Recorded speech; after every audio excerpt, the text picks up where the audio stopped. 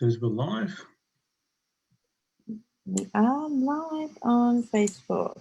Brilliant. Okay, can everyone see my screen?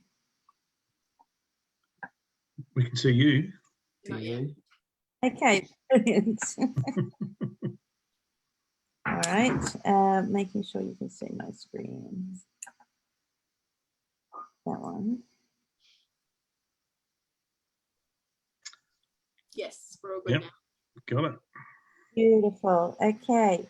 Tough. And welcome to Digital Toolkit. Better late than never for today's session. My apologies. We had some minor technical difficulties hopping on as the team was saying there might be a bit too much moisture in the air, and I'm looking out the window at the moment thinking that it's definitely very wet outside. So I'm glad I'm inside and on the computer with everyone today. So hope you're comfy and that you've got a coffee, because we are jumping into some pretty heavy information today for small business with regards to government grants. We do have a special guest joining us today later at 2 p.m. From Logan City Council, Holly Walton, who will be sharing what's coming up in the Logan area for funding for small business. But we are lucky enough to have select group of people on the session today who have tons of experience with applying for grants, what language you need to speak, how do you prepare yourself, and everything that you possibly need to know about applying for digital business grants to move your business forward. So okay, so the competition, just before we get into it, for our May prize giveaway, we do have a $100 gift card from Caboolture Petal Patch Florist, which is valid for this Sunday only. So it's for today's session. So please do make sure that you share the live feed, comment on the live feed. Don't forget to tag your friends and engage with any of the social media content, register for the toolkit, and you'll be able to get an entry. So don't forget that we reward our social champions. So do this regularly. You can enter as many times as you like, as we are looking for consistent activity along the digital toolkit content on social media. We also have at the end of May a prize giveaway for custom made Octavia designed Italian made shoes from Elizabeth Zielinski, styled by Elizabeth, who has this label Octavia of absolutely gorgeous shoes. So she's donating a pair for this month, and we thank her very much for doing so. So don't forget that to engage with the content to get an entry for the May prize giveaway. Last month was Rima Gingerwadia from Sydney, and she was very, very pleased to have her $50 iTunes gift voucher for being our champion last week. Don't forget, you get extra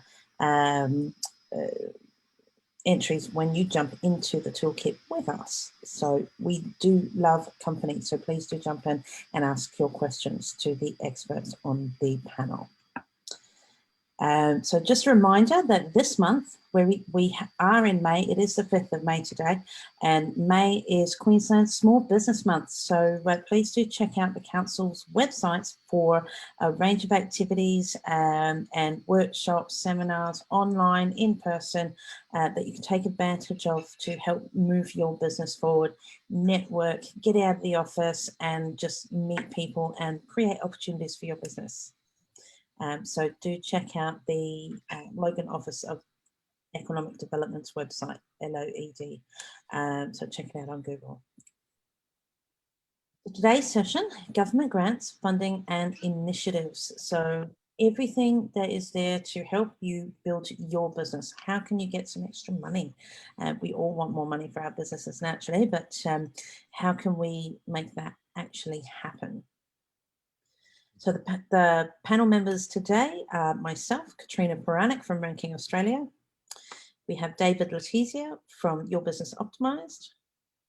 We have Nathan Morrison from Futurity Marketing and Jackie McRae from CopyCred. And we also have Holly Walton joining from the Logan City Council. So she'll be popping in shortly. Who is on the panel for the Digital Toolkit? We have a range of digital experts varying in various digital capabilities, insights and experience. So please do make sure you register for the Digital Toolkit and take advantage of our wealth of knowledge. Myself from Ranking Australia, I specialise in helping people get found on Google, SEO, websites, looking at Google integrations, Google marketing, Google Ads, advisory and support, as well as some social advice as well there as well. We also have David on the line with us today as well. Hello, David. Thank you for joining with us. Yeah, thanks, Katrina. Yes, I'm from Your Business Optimised. We specialise in building marketing systems for e-commerce clients. We do it for other businesses, but they get the best results. And it's basically about catering for the large proportion of people that come to your website or online shop and are not ready to buy right now, and nurturing them and keeping in contact with them over time, and a whole lot of digital tricks that we use to try and get people to buy, basically. Beautiful. Thanks, David, and a pleasure to have you with us today. Over to you, Nathan. How you going, everyone? It's Nathan here from Futurity Marketing. I'm a Facebook marketer and an e-commerce marketing specialist.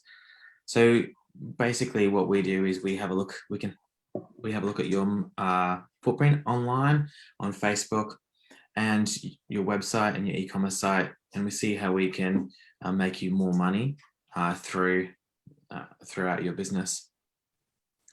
So I'm really looking forward to today. I haven't applied for any grants myself in the past, but it's something that I really think that a lot of businesses in Australia can take advantage of. So really looking forward to it. Brilliant. Thanks, Nathan. Appreciate you joining us. Okay, so here is the true expert in grant application session from Holly, who will be joining us very shortly, and that's Jackie McRae from CopyCred. Thanks for joining us today. I'm looking forward to this topic, Katrina. Yeah, so I'm at CopyCred. We help service-based businesses with all their corporate and commercial copywriting. We focus on people's owned channels, their websites, blogs, flyers. And we also help with tenders, awards, and grants specifically as well. And we do some PR. So we're kind of got the full gamut. And there's lots of tricks of the trade, I think, when it comes to grant writing that people just probably don't expect. So I'm looking forward to all that coming out today.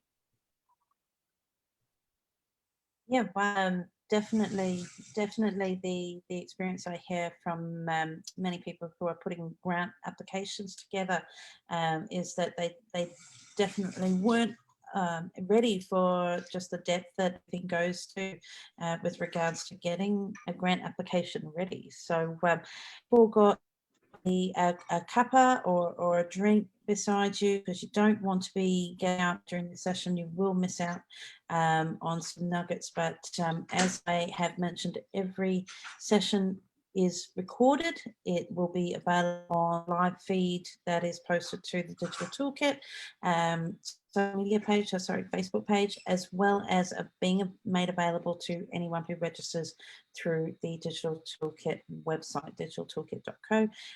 So please do find us and register online to get access to the entire library to be released shortly.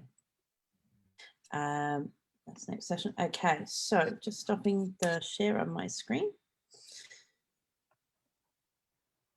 All right, so without further ado, I'm going to hand over to Jackie first to tell us what are a couple of things that we should have prepared before we even think about applying for a digital grant. Look, I think one of the first things is that I've noticed is clients don't read through the grant itself properly. They see the synopsis, they see the amount of money that's up for grabs and think, yep, I tick that box. But quite often there's more work that goes into reading and ticking every box of a grant proposal than there is in actually writing the content. So the biggest thing is to sit and almost have a highlighter with you and go through line by line to see what they're asking, because what they say up top doesn't always reflect what's going on in the body of what they're asking for as well. So it's really important to look at that. It's also really important to look at the actual funding itself. So David and I were chatting prior to going on air today about the number of people who just see the opportunity to bring in money to their business, but quite often grants can be a co-matching agreement where you need to put 10,000 up and they need to, and then they'll also contribute 10,000 to it. And that can scare a lot of people off because all they're seeing is the $10,000 grant. Again, and David mentioned this before when we were off air about the fact that quite often you actually need to have that full amount to pay up front, and then they'll reimburse you once you present receipts at the end of a project. So there's a lot that goes into making sure that the grant is really applicable for you. And that's just one area. There's a whole bunch of other areas in terms of meeting the right criteria and knowing exactly what you want the money for. I think that's the biggest one. Everyone just thinks they'll run some digital marketing or they'll get somebody on board. Quite often they're not applicable for staff. People think they can hire a staff member, but you've really got to know what you want the money for and how it's going to help you grow your business. And you have to be really specific about that. I think a lot of people don't put the time into understanding the numbers as well. But yeah, that's just a few tips before you even start writing a grant application. Wow. Okay. So with all that in mind, you know, getting prepared for a business grant is, well, it's can be a very daunting process, also a very exciting process. But I think one of the key aspects to be aware of is the dates, the opening dates, closing dates, round 1, round 2, etc., which can be a little confusing. So, you know, speaking to someone like yourself, Jackie, might help to clear those things up as well. But David, I'm curious. You have, I think you said there was something that was starting up next week, or the next couple of weeks, a new grant. Yeah, there are, and we might wait until our guest comes on board in the second part, because I'm not sure. I don't want to steal her thunder, but I just want to add to what Jackie said. The government's actually changed quite a few criteria around the grants over the last couple of years. We've been doing them for, I think, probably 5 or 6 years for small business. And the ones recently were quite different from the ones from 2 or 3 years ago. And the first thing was, I think, as you said, Katrina, the timeliness of your application. And because a lot of the grants now have a capped budget, and they seem to be allocating the funding very quickly. Like, it's not like before. It used to be like there was an opening period, say, of a month, and then they'd start assessing the grants. What they tended to do, certainly in the COVID ones, and I think this next bunch that's coming out, is they're basically saying, well, we've got whatever it is, $10 million, $100 million to give out, and we're going to start giving it out as the submissions come in. So I think a lot of people missed out on the first round and even on the second round of the COVID support funding, because they actually allocated it on the go, and it didn't last for whatever the time period was. It basically ran out within a couple of weeks. So it's very important to act on it straight away. And there's a couple of key things there.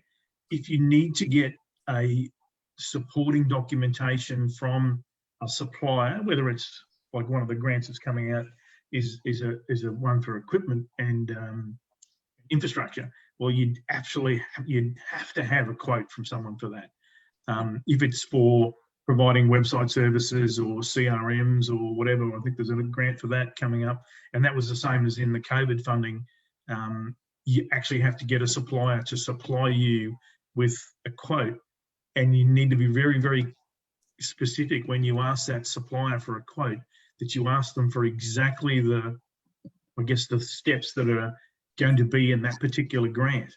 If they just roll out their standard one, like I know I saw some last time, people just rolled out their standard, whatever their standard product was, and it didn't actually match what the funding was for, well, you straight away you're out. You know, it's basically the government, when they go through the criteria of your submission, they're basically looking to eliminate you.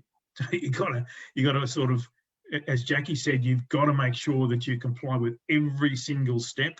You've got to answer every question. If they ask you for a table or a quote or some sort of information, you must put it in that format. And if you don't, they'll just, you might have the 99% of your submission might be perfect, but if you stuff up on one key criteria, you're out basically. So I think it's really, really important. And the other thing that happened in the last round, the government actually said you must do the quote yourself, or you must do the submission yourself. Yeah. Because previously there'd been a lot of people who had, I think Nathan mentioned it before, that there was groups going around marketing that they would do the grant application for you. And in the last couple of ones, the government actually effectively were trying to stop that by making sure that you put the submission in your own words, and it, you know, if it included a whole lot of templated stuff, you would probably get eliminated as well. So they're getting a bit smarter in what they're doing, especially the ones through the state government, through the Department of Employment and Small Business. They've got a whole team. I think they had actually, it was dozens of people that they had going through that COVID funding. And so it wasn't like before where there might have been 2 or 3 people going through all the submissions. They had a whole team on board to analyse. So you can't get away with anything that's a bit different, I guess. So yeah, interesting. Can I just add to that as well with the timeliness, as David was pointing out too? I always recommend keeping a folder aside for grant applications where you've got all of your documents in one place that you can start populating really quickly. So there's a few that I always recommend having on hand, and I can pop them through to you now. So one is having your about profile, your business's about section, and also your vision and mission, so that there's a bigger picture at play. So if you've got that copy already there, usually that's something you can pop and paste straight into a grant application. The other one is all your team bios. Sometimes you're asked to find out who is on your team. So if you've got a bio for everyone, that's really helpful. Case studies can be really important and can be used as attachments quite often, as well as testimonials that you can use as well. So there's just some basic things that you can just have in one place ready to populate grants. And the other thing that can speed things up is quite often grant applications are on an online portal these days.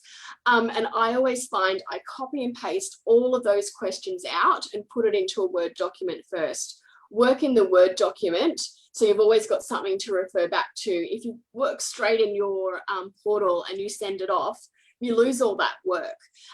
So it's really important to have that, and then you can repurpose copy as well, again creating better efficiency when you start to write more and more grants.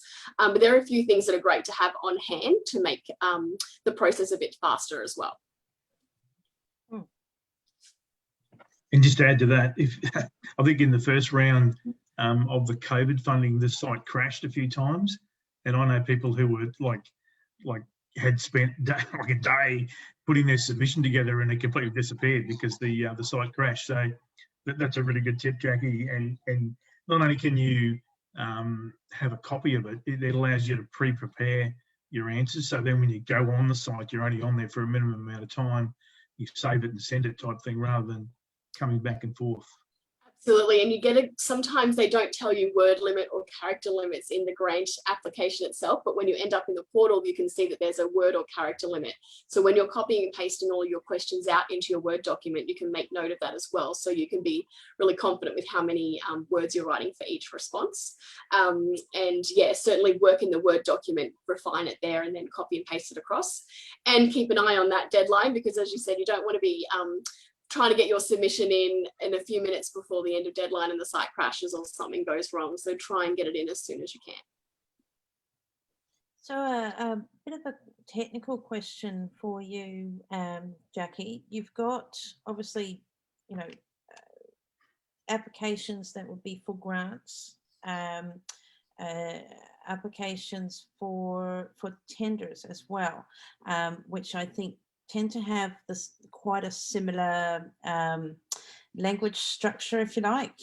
So there is quite a bit of buzz around the actual government speak that is required for grant writing. So can you give us a bit of, I guess, a breakdown on what that means and how does that differ from how you would normally write an application or a piece of a document of sorts? So.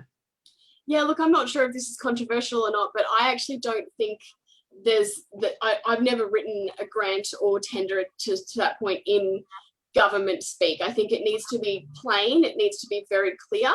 It just needs to be professionally written, and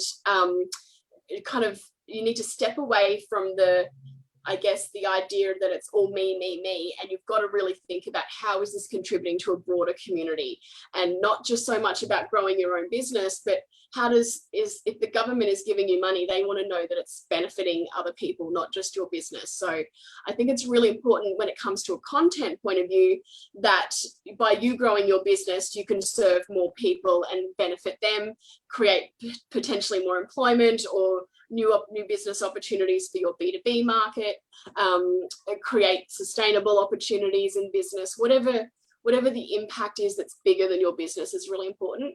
But from an actual copywriting point of view, I think it needs to be quite clear and not heavy jargon, not too sophisticated in a sense, because you are up against everybody else and it just needs to be very clear and concise.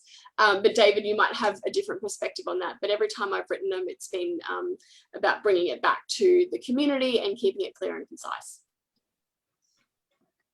Well, I think it depends on what the grant's actually for. You know, very important to answer the question as asked, basically. So, I think just there's another thing that I wanted to mention too, Katrina, and I've seen it in grants where people have been successful in winning a grant, is you actually have to do what you said you're going to do.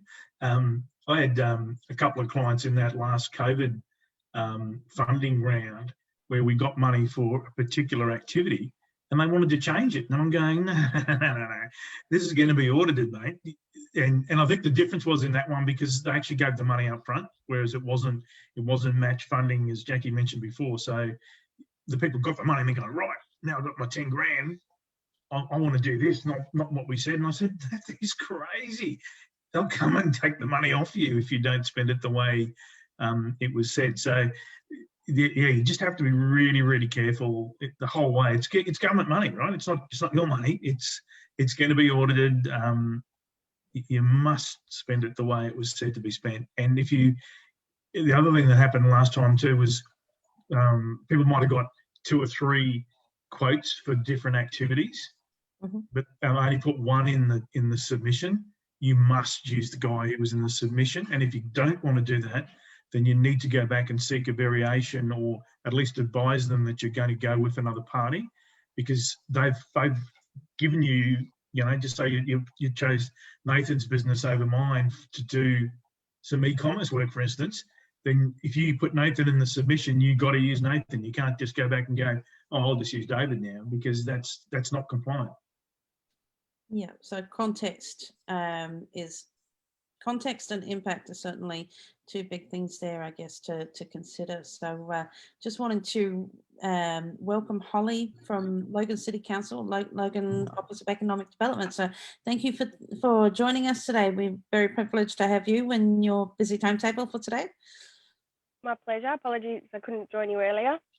No, you're right. You're right. So we're very excited to hear what grants might be available for small business very shortly. So yeah, please do shed a light on that for us. So you may or may not have seen. I'll run through the ones that have opened in the last little while. So the Feds have got their modern manufacturing initiative. Now I believe there's 4 or 5 streams in that So if there's, I think it's 4. If there's 4 streams, there's only 1 stream still open. It's already sort of opened and closed. So, but that's for project more than $2 million. So, and it's co-funded, 50% co-funded. So the business that's applying is to chuck in $1 million. So that's obviously very large project. And then the Queensland government just announced late last week or early this week, they've got their Made in Queensland program so that's round 4 that's just opened. So that's specifically looking at equipment purchase and looking at on reshoring or onshoring manufacturing work. And there was another one that my colleague sent me, just bear with me because I haven't been in the office a lot to get my head around all of these because it's just going gung-ho.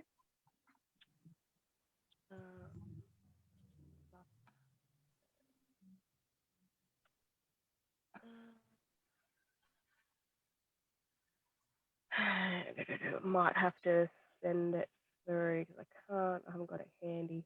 I can give you the 3 that came out this week. Awesome, That were thank you. announced this week is that there's a business basics grant of up to $5,000, and that's for new or emerging businesses. So it's basically core capabilities and best practice. That one opens at the end of May. So the details haven't come out about it, but they've said it's up to $5,000. Is that in Queensland? That's Queensland government, yeah. All of Queensland, yes. And then there's another one for business boost grants of up to $15,000, and that's to help with efficiency and productivity. It's a little bit like the digital grant from last time. Upgrades to websites, CRM systems, marketing strategy, training and coaching. So it's very similar to one of the categories that was in the digital grants from last year. And the applications don't open for that one until July. So that's that one. And then there's another one, which is the one I mentioned before, which is for up to $50,000, but it's for equipment, specialised equipment. I think was that the one that Holly was mentioning, I think? It might be. It doesn't say that it's made in Queensland, but it's... Okay. Yeah, it might be. Yeah, so, and that opens next week, that one. So the guidelines have been released. They're released on the weekend or on Monday. And yeah, that opens next week, 11th of May.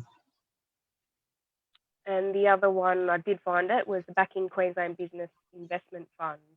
I haven't got it handy as to how much it is, but it says to support SMEs, innovate, realise their potential and promote job creation in Queensland. So business investment fund.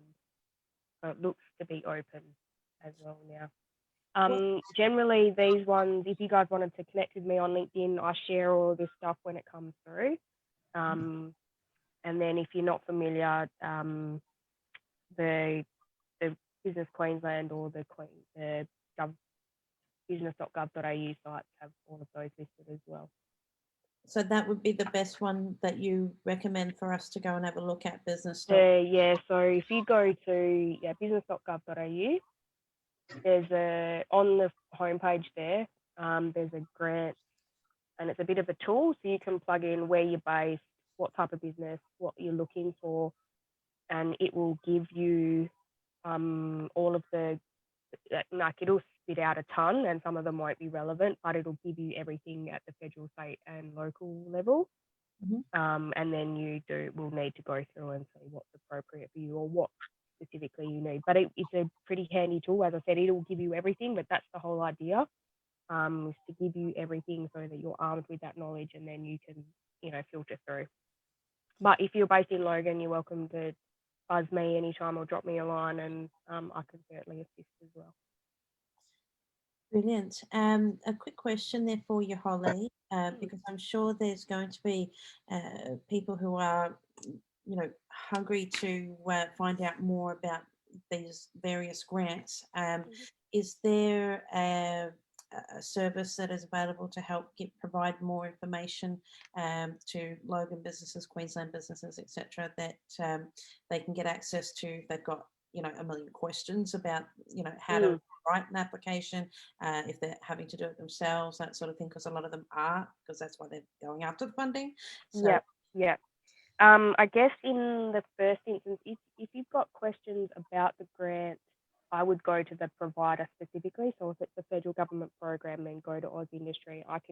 You'll often, or every time, you'll be given contact details who's running that grant. So I would go to those guys in particular.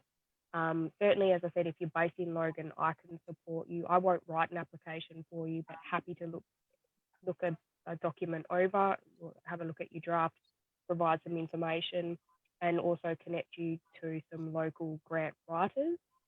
Now, generally, they will do a fee for service, or they will take a percentage of any grant that they win for you. So I can connect you to some people there that I know that are successful, have been successful in writing grants for businesses. And then the Queensland government, like if you're in another local government area, there's you just go to their economic development team. Again, I can connect you to my colleagues around the state. And government, I know our local government provides support to community. If you're a community organisation or not-for-profit, there's funding around to get you a grant writer, but that's not for profit businesses. That's a community group for community-based programs and projects. Does that answer the question? I think I covered everything. Definitely. There's certainly sounds like there's a lot of support out there for businesses to get access to and help them win those grants. But there is. Please, and just reach out, because if it's not me, I can certainly connect you to the right people who can support you. So if I'm reiterating correctly, we should be going to business. Is it business.queensland.gov.au? So business.gov.au at the federal level, and that will give you everything from federal, state and local. Business.qld.gov.au will give you all of the Queensland government programs. So I would generally start more broadly, and as I said, whatever the tool spits out for you, it will give you contact details of who owns the program and where you can go for more advice. And you did mention Oz Industry, which I'll be sharing these links in the comments below this session. So Oz Industry is where we can get our questions answered. Is there a fee relating to that, or is that a free service? No. There's all free as well. So their hotline, they've got a hotline that is staffed Monday to Friday, 8 till 5. Pretty sure it's 8 till 5, Monday to Friday. So you can ring them and have a chat to an advisor, or you can email.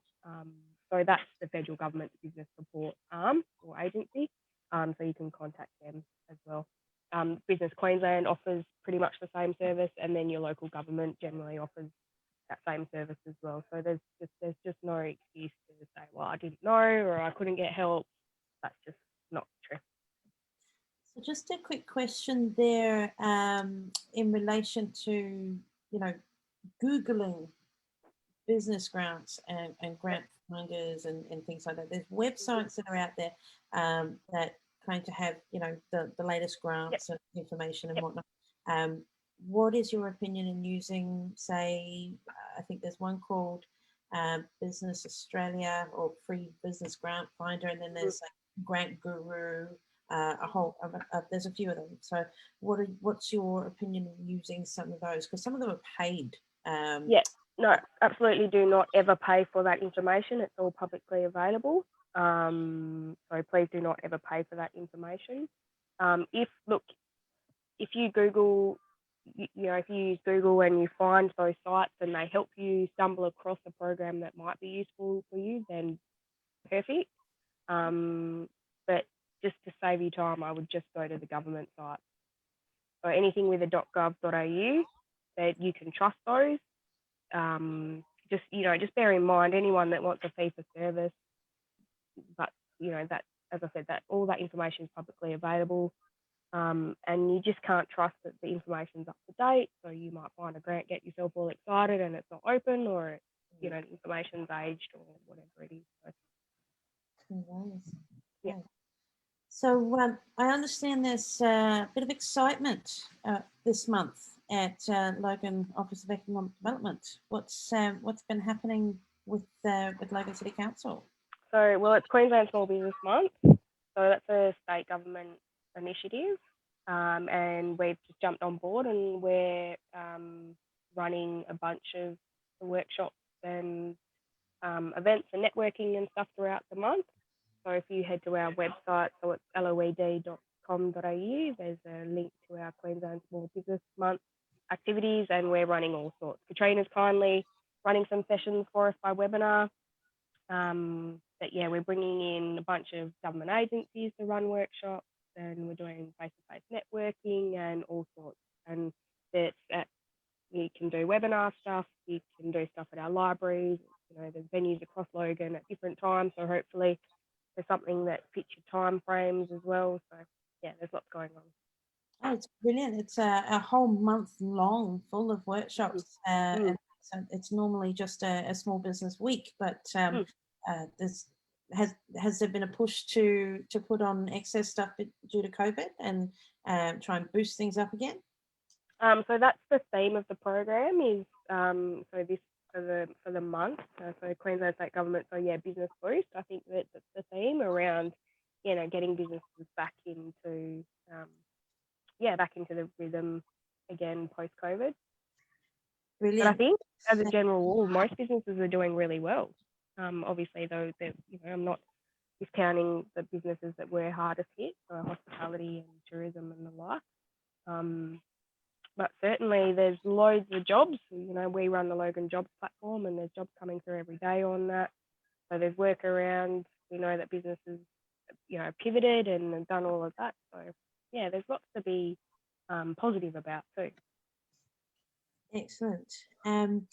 Just because I know that your time is quite limited, so I want to ask a question with regards to small businesses applying for these grants and applications and that, and putting them together. Yep. So we have had a bit of a discussion around, putting a folder together, thank you, Jackie, with all the necessary information that you tend to reuse for grant applications. But what, in your advice, what would be, besides, having your bios and your about pages and things like that with relation to your business, but what would be some other beneficial documentations, supporting documents that would go with your application to make the grant successful, particularly for those that would be, over a few $1,000s. We're talking more in the five figures. So a couple of tips. So make sure that you're checking the eligibility criteria first and foremost before you go and launch into writing an application. Make sure that your business or your project is going to be eligible. If you've got any questions, get in contact with the team who runs the program just to clarify anything, just to save you time. Writing an application, put it in, they come back and they're like, no, this project doesn't fit what we're looking for. So just make sure that you have a chat before you launch into writing an application. And then the next thing is addressing all of the merit criteria. So what is it that they're looking for? What is it that the program, why are they giving businesses money, and do you fulfill that? So if it, is it a jobs outcome? Is it an equipment purchase and, you're reshoring jobs or whatever it happens to be? So make sure that you're addressing all of those merit criteria and you can demonstrate, that's why you should win that grant. Certainly letters of support go a long way, and we've been doing quite a few lately because we've got some big manufacturers in Logan, so they're looking to take advantage of the Modern Manufacturing Initiative. So we've been doing letters of support. So where you can demonstrate your capability, please do that. And the state government often run, and we've actually got a couple, and I can get some dates for you and share those. Writing tender documents. So tenders obviously a little bit different to writing a grant, but a lot of the principles are the same. So I'd recommend if you're new at writing grants that you sit in on some of those sessions and just get a feel for what somebody who was assessing your application might be looking for. So yeah, I believe there's a webinar. Let me have a look. There's a webinar next week, I believe. And then we're running some face-to-face sessions at council around writing your capability statement, which is also more for tenders. But again, gets you thinking about how to frame your business and presenting it for a grant or a tender. Let me just have a look here.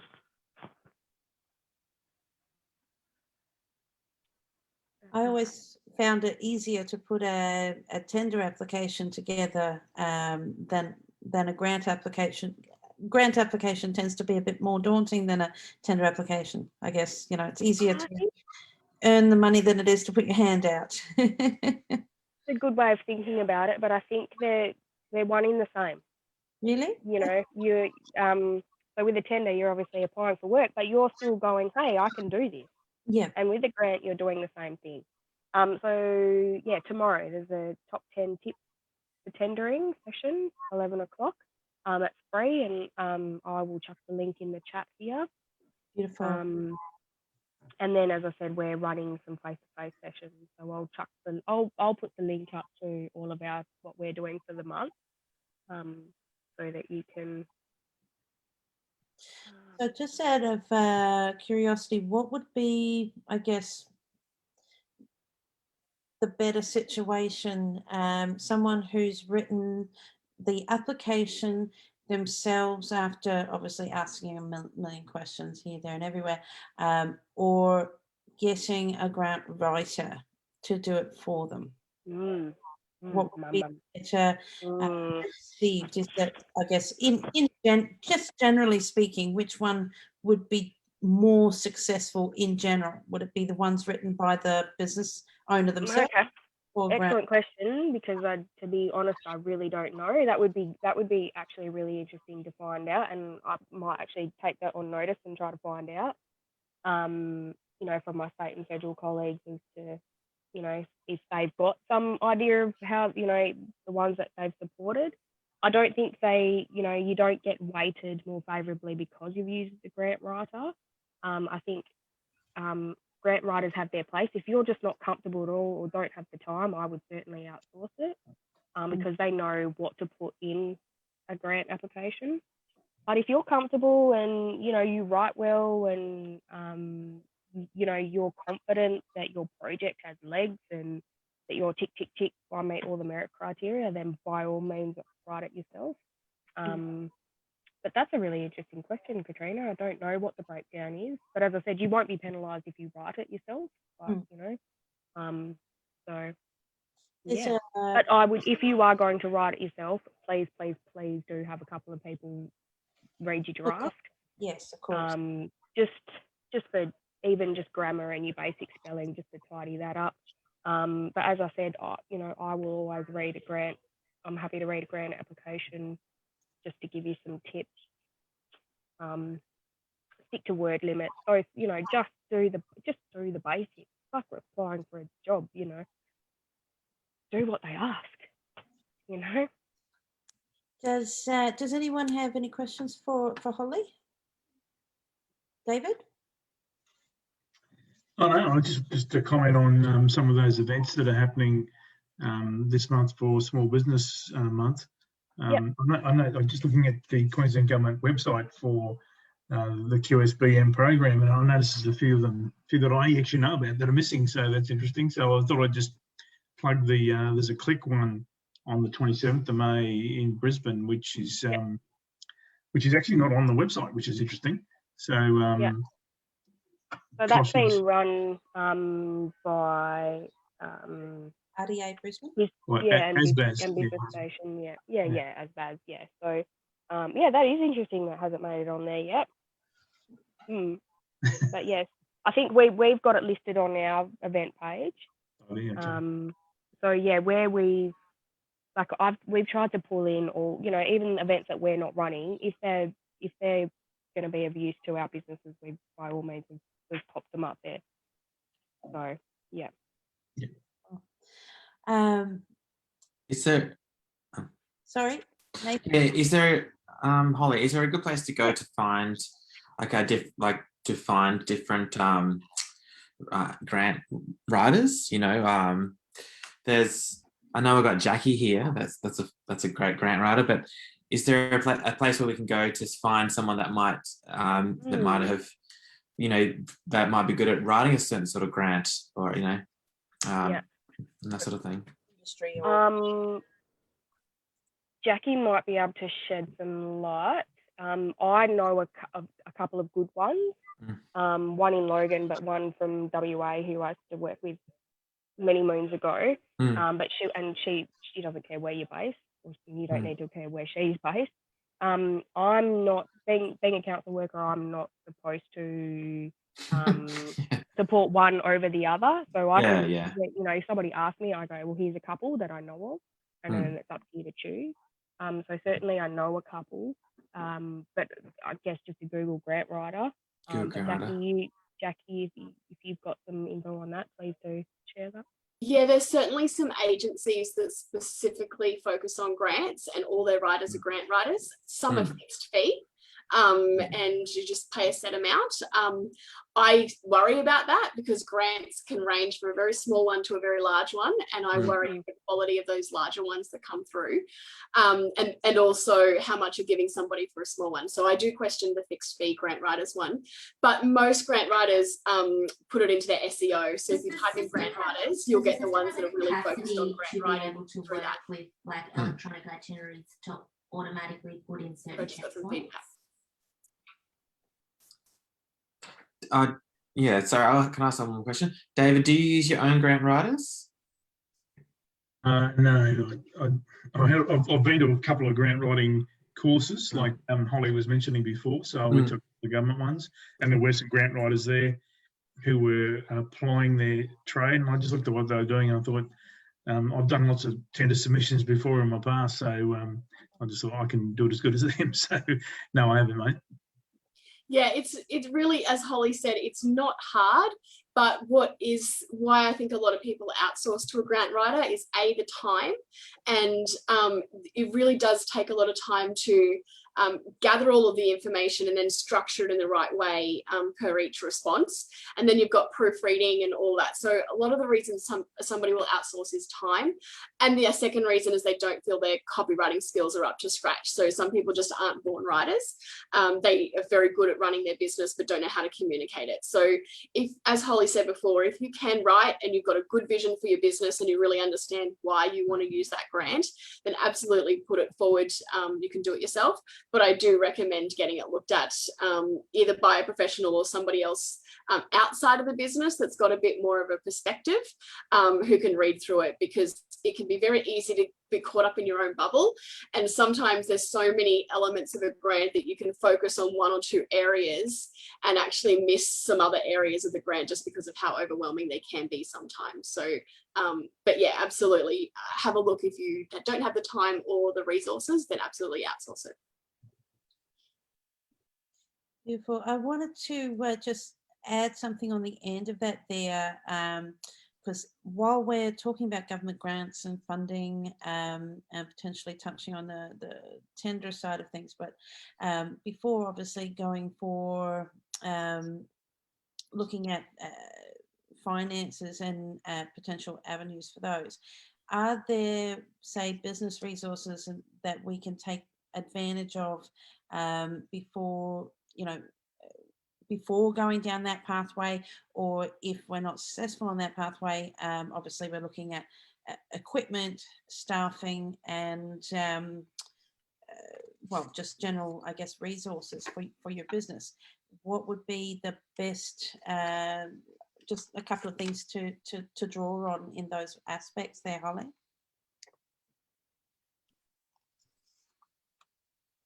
So all of the government grants that I've ever known have always had a focus. So obviously, the key themes, so manufacturing, jobs and growth, or so certainly the Queensland government did have a focus on digital, and so there was a lot of support. There was a lot of programs around to get you upskilled in the digital space, and I guess that's what the federal ASPAS program does too. So certainly upskilling around digital, so making sure businesses have got a website and their SEO and socials and those sorts of things are at least up to scratch. And then, yeah, manufacturing is a big one, both at federal and state level currently. With the federal budget just around the corner, you know, there'll be other funding announcements. Whether they'll open those rounds immediately is yet to be seen, but there may be other focuses that come out of the budget as well.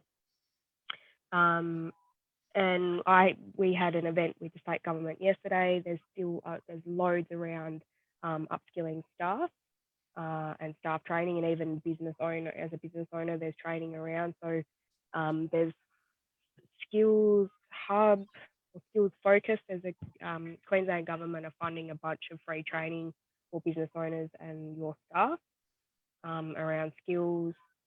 There's support around if you're looking to employ.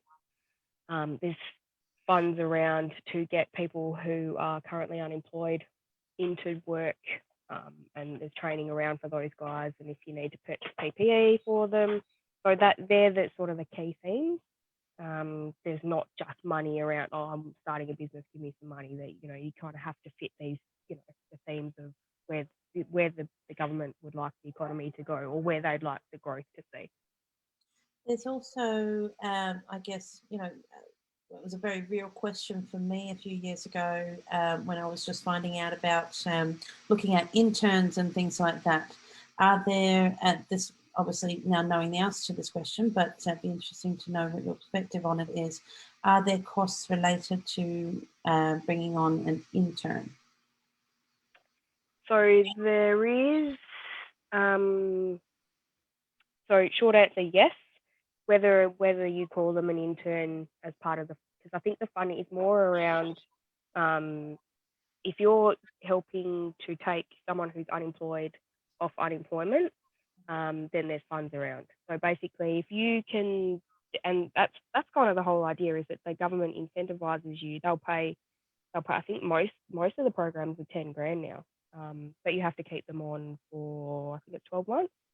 So, but that's a good incentive. If you were thinking, hey, there's a bit of capacity in my business, I could potentially take on an extra employee, then there is that incentive, or the government will fund pretty much their wage for a certain period of time, and then you kind of get to feel it out if that, you know, if you know there really is that capacity in your business to take someone on, to try someone out.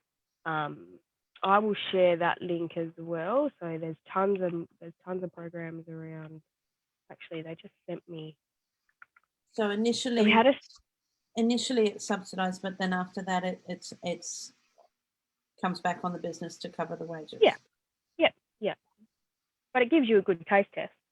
Yeah. Beautiful. So let me just. There's also, Katrina. Oh, sorry. Okay. In terms of extra support that isn't through the government, quite often businesses like banks and those larger organizations can offer scholarships or community grants as well. So outside of government funding, you can do some bit of Googling on those more private enterprises, and sometimes it's more for community based, but there has been some small business stuff through various banks as well to help them grow. So it's just another avenue you can explore if you don't want to go for the full grant application, but might want to apply for a small couple of grand from a private entity as well.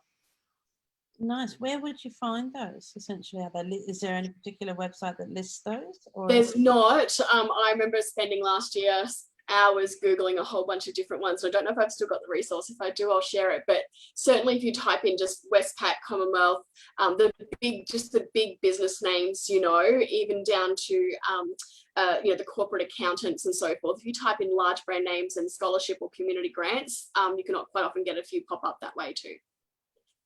Wow, great idea. Thanks, Jackie. Well, we are coming up on the close of today's session. We did run over a bit over time today, just due to the fact we had technical difficulties at the beginning. So we have had so much information in this session. So a really big thank you to everyone who's joined us today, and also a special thank you to Holly for taking time out of her day from Logan Office of Economic Development to join us for this special session. So thank you very much, guys. Thank you for having me. Thank you. So just a quick reminder that this month's giveaway for our social champions is today's for Mother's Day weekend. So that will be mailed out by Friday to get purchased and ordered by Friday afternoon for Sunday delivery. So please do make sure you share everything that you can see on Digital Toolkit, tag, comment, like, register, as much engagement as you can with our content. We want to spread the word of the Digital Toolkit. So please do engage with the content, and we will reward you for that. So, and don't forget the Octavia shoes giveaway at the end of May, $220 worth of custom-made Italian fashion shoes. Beautiful. Thank you so much, Elizabeth. If you're watching, we will be engaging with that post when we see it this afternoon. So thank you again for everyone who's taken time out to watch, and bye for now.